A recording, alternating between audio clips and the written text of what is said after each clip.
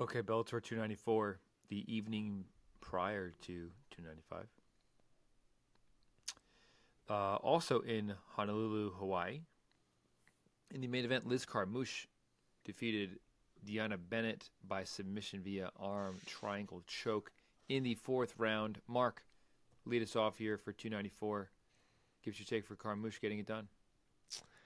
Tell you what, this thing was going south for a little bit for Liz. It was getting a little sketchy.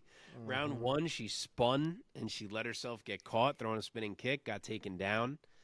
And Deanna Bennett can wrestle. We know that, and she showed it. Round two, mostly on the feet, and Bennett was there to scrap. But it was mostly Liz landing the hard shots. But then she makes another mistake, and she lets Deanna get on top again. Gets up, some more strikes, gets taken down again. That ends up being a pretty close round. And then round three, Bennett wins another one. So it's possible that it was 3-0 Bennett after 3 rounds. I mean, worst case, it's 2-1. The bell rings after round 3. She looks like she is overflowing with confidence walking back to her corner. She absolutely came to fight. It was an impressive Deanna Bennett through 3 rounds. And then round 4, I don't know what Deanna was going for at whatever. It was like under 2 minutes of that round. She grabs Liz's leg from bottom and basically pulls Liz on top of her, which lets Liz move to mount. And then not too long after that was the arm triangle, and Bennett fought it, man. You could see she was fighting it.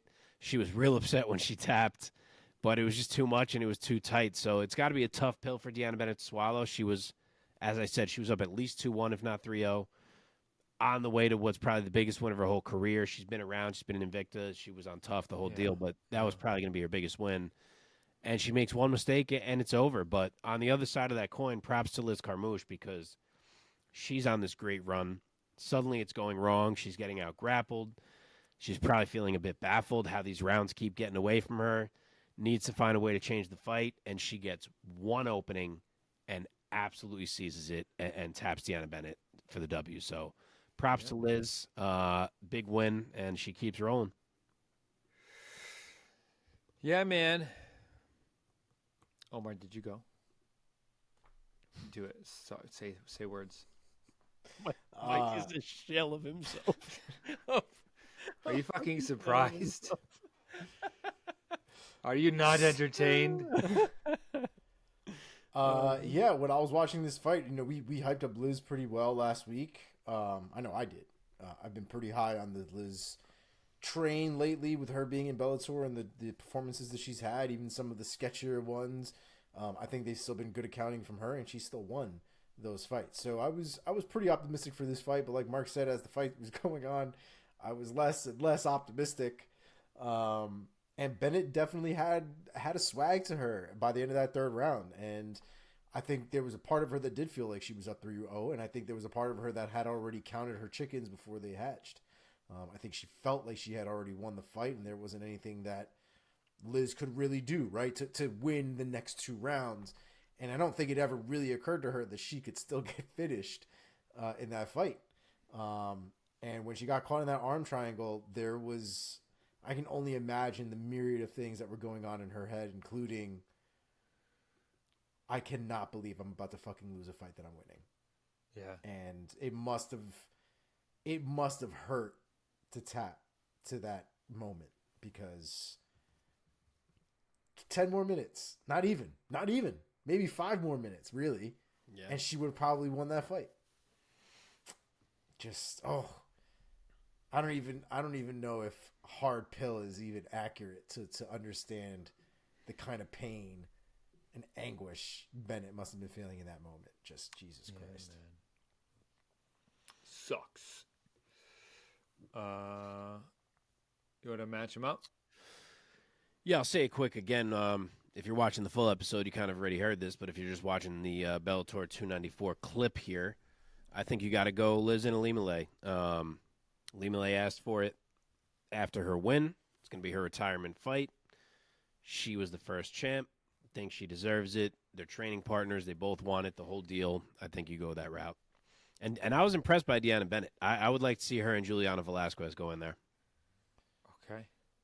Yeah, I'm pretty sad for Deanna Bennett too because she made such a good accounting of herself in this fight, all things considered. Um, but can you give her another fight with Liz Carmouche? Like if Liz wins the fight with Ali Malay, can you and Bennett wins against Probably who did you not. say? Can't. Velasquez. Yeah, you You can't give her a can't. third. It would have to be that she fights someone else who got a win. And what about Velasquez? Velasquez can't get third either. Oh, fuck, that's a great point. It's all right. You told them they're going to fight each other, but they ain't getting a title shot. You need something to do. Dope. Winner just wins. Just go home. Just go home. Okay, let's see. Moving on down the line. Co-main event, Bellator 294 heavyweight division. Timothy Johnson defeats Said Sowma by UD 29-28 across the board. Omar, lead us off. It's a good fight, man. I don't really know if I saw that much from if I saw preview wise that much coming from Salma as there really was. I thought Johnson made a good accounting of himself in the first round. There was a lot of back and forth in that round, but I do think that Johnson was able to pull away from there. I had the second round for Salma, which I thought was also pretty easy to score as far as I was concerned. But the third round is really where I think things got a little dicey. And I think you can kind of coin flip a little bit who won that fight just based on the third round alone because I had it 1-1 going into the third round. I had it for Johnson personally, but if you told me you had it for Selma, Mark, I don't know how you feel about it. I'm not going to argue with you. Mark? So I actually struggled more in round 1 than I did in round 3. Okay. But Now I'm going 1 to and 3 were decisions. both close. 2 was my clearest round, which I agree was for Salma. Round 1, Johnson had some good shots. He had the takedown. He had some control. But Salma was scoring a lot with the kicks. He had one big right in there. So that was the round I struggled the most with. Round 2, as I said, it was Salma's. He really does such an awesome job of not getting hit and just landing repeatedly with his kicks. And that round was a picture of that. And then round 3, I did think was Tim Johnson's. He made it just ugly enough. He pushed it when he could. But I wouldn't have been mad at anyone winning that fight. It was a close-ass fight. I didn't think either guy was hugely impressive. It was ugly at times, but it was close enough that it could have gone either way. I feel like if Salma could get a bit more comfortable with his hands, he could be such a larger factor because he really has a great grasp of range, and his kicks are super fucking, what's the word where you can throw all, like you're stretching, you can throw all kinds of kicks. How am I blanking? I say dexterity with Yes, his legs. great dexterity. That's what I was trying to say. Great dexterity on his kicks. So, yeah, I feel like there's something there if he could get a little more comfortable throwing his hands, but he's really not. And he kind of got, just kind of big-bodied by Tim Johnson at times in there. So it was a close fight. Johnson gets it. Don't hate it. Okay. Want to match them up while you're here? I'll just do the winner, and from here on out, I was just doing the winner since these are a bit lower-level Yep. fights. But I will say, guy people may not know so much about, but Oleg Popov, he recently debuted in Bellator. He's 16-1. Kind of some hype on his debut. He won his debut. Feel like Tim Johnson is a good gauge of how good guys are at this point in his career. Okay. All right, women's featherweight division. Sara McMann defeats Arlene Blencowe. UD 29-27, 30-27, and a 30-26. Mark, staying with you. Give us your reaction. Yeah, good debut for Sara McMann. She was able to do her thing for all of the first 10 minutes. Arlene hung tough in the grappling. She defended some subs.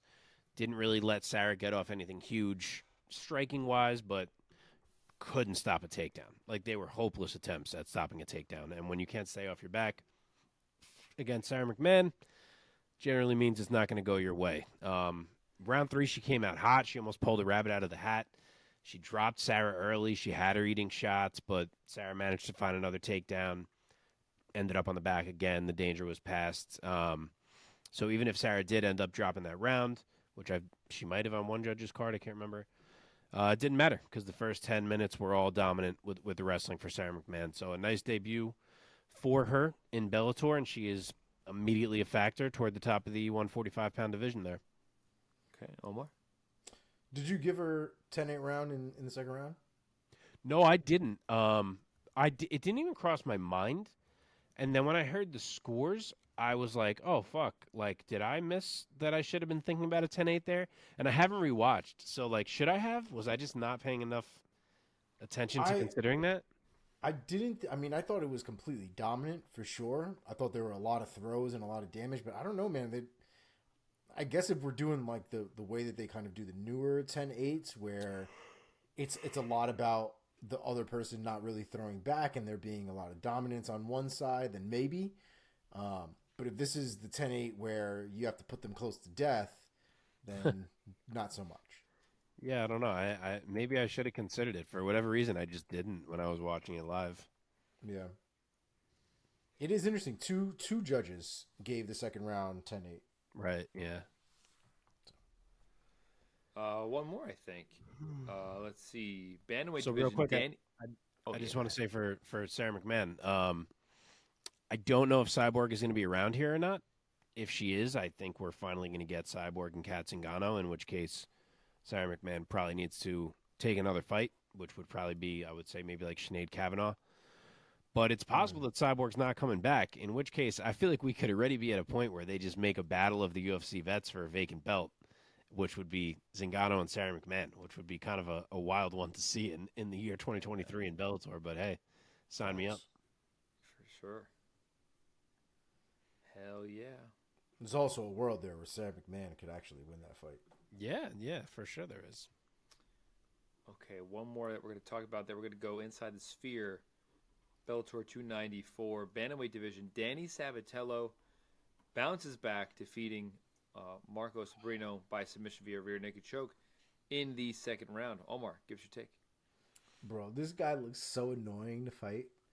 Like, like Danny Sabatello is consistently trying to go for a takedown. All right, I got one off. Okay, well, here's another one. All right, I got that one off. Flying knee. Oh, another one. And it's just takedown after takedown. And to be honest, watching it, there's a lot of crazy creativity from Danny Sabatello. The pace is just awful. It's just so taxing, I would imagine, on the other side as well. And then once he actually grabs hold of you and everything slows down, then it almost starts to look like there's quicksand. And you're literally slowly drowning because he starts to get the hooks in with his leg. He starts to pull the base out from under you, but slowly. And before you know it, your one elbow or one shoulder's on the ground. And you're like, what the fuck is going on? I was just against the cage. And he's a slow, the man is like an incense. He's like burning very slowly while draining you all at the same time. And we've seen him go 3 rounds. We've seen him go 5 rounds of this kind of game plan where, you know, when he's on the feet, he's almost rushing you. But once he gets a hold of you, everything slows the fuck down. And in the second round, man, I just don't think that Breno could take it anymore. Sabatello was able to get that top control, rear naked choke, and that was it. Okay. That was really well said of his style. Early in this fight, it was looking a little sketchy for him. Like, Breno was defending a lot of shots. Like, the first 3-4 shots got stuffed, and I was like, oh, fuck. But he is absolutely relentless, as we know. He's so good in transitions and at finding a way to leverage a body part in order to change the position and change control, to force you to move in a direction because he's bending that body part or has you pinned in that spot. And he forces movements to happen in his favor. And in round 2, we saw a version of Danny Sabatello that I think evolved from that Rafion Stotts loss because he was more aggressive. He was sub-hunting. He was risking positions to try to end the fight. It wasn't all about making sure he keeps that control. He was mixing in some elbows, and then he finds the choke. So the more aggressive that Danny fights on the ground, the more dangerous he's going to be. And I think that was a good progression to see from him, and obviously a big finish to kind of announce that despite the close loss, he's still very much in the mix. Yeah, man. There are like shades of Khabib when Sabatello gets on his bike and he starts doing wild and crazy things for the takedowns. Like that flying knee that he threw to go for the takedown. Yeah. I was like, it's Khabib. Yeah, It's dude. Khabib. It sounds absurd to make this comparison, but I don't hate know. what you're saying right now. I really don't. And I'm not comparing Khabib to Danny Sabatello. No, but not the skill levels. But there are shades. There Some of were the shit they shades do. of it. Yeah. I do see it. I do see it. And he called out Magomedov for like June, I think he said, because it's in Chicago, which I guess is where he's from, and he wants to be on the card. So I mentioned earlier you could do the Stotts rematch potentially with Stotts losing, but sounds like he wants to be on that Chicago card, so maybe that's the route we're going to go first. Granted, I don't know if Magomedov is like, yeah, I'll fight in 1 month or whatever that is, 2 months, but we'll see what happens. He called Magomedov a bitch or something. Yeah, dude, the post-fight interview was so good. It's freaking Big John's like, so like we saw a great job in that round 2. Tell us, what did you learn from that Rafion Stotts fight? He goes, I learned that Rafion Stotts absolutely fucking sucks. So good. Guy fucking cracks me up. And then he goes, thank you, Hawaii, I love you. If you're cheering for me, I love you. If you're not cheering for me, go fuck yourself. It's a great quote. There is a brilliance there to that, actually. Yes, there is.